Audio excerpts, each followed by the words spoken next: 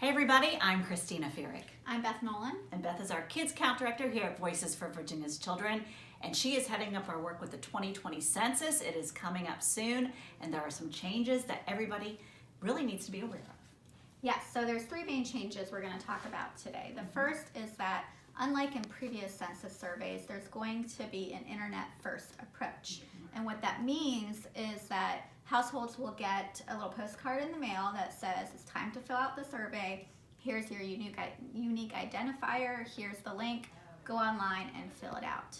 Now, that is really great in a lot of ways because it allows the opportunity for people to just simple, quick, get online, fill out that survey. Easy to do, right? Yes, right, in the internet world we live in.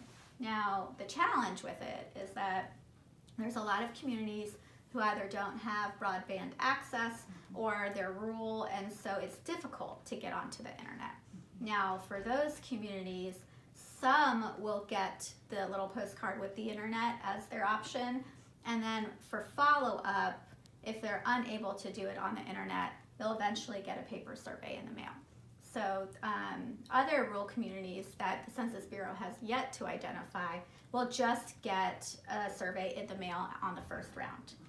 So some good things and some bad things about that internet approach. Depending on where you live, who you are, what your access is to the internet, and that sort of thing. Also, you had mentioned when we were talking that there won't be as many people involved this year. Talk a little bit about that. Yes, so next year. It takes a lot of work to get prepared for that, quote unquote census day, which is April 1st of 2020. Now, unfortunately, what we've seen happen with this census survey is that fewer resources have been allocated to the Census Bureau in order to make sure that this survey is completed to the best of its ability. They weren't able to do as many testing sites as they typically do in previous census surveys. They also have fewer people on the ground for 2020 than they did, say, in 2010. And that does pose some challenges because you really need a lot of people and a lot of support and so that people are actually counted everywhere. And everyone is counted. That's the most important thing, of course. And what's the third thing we want folks to be aware of also? So the final thing is that people have probably heard a lot about the citizenship question. There has been both litigation and conversations and news media coverage around the addition of a citizenship question to the 2020 Census Survey. Now, the 2020 survey, as of right now, is not clear whether the citizenship question will be on there. The citizenship question has not been on the decennial, which is the every 10-year census survey, since 1950. Wow. So this is the first time that question will appear on that survey since 1950.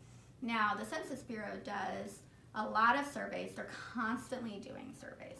And so on many of the other surveys that the Census Bureau does, that citizenship question is asked. And so there has been some confusion as to have we had it before, have we not had it before, and the answer is kind of both. We've had it before, we have it regularly on other census surveys. We had it, though, in 1950 on the decennial census survey, but not since.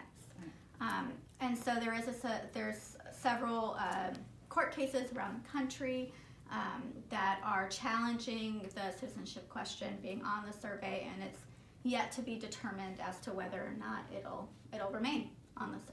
And that's something that you're keeping up with, and of course Voices is really involved in this and very aware, and we're keeping you involved and aware as well. So Beth is also blogging about it on our website, vakids.org. If you'd like more information, head there now. Thanks.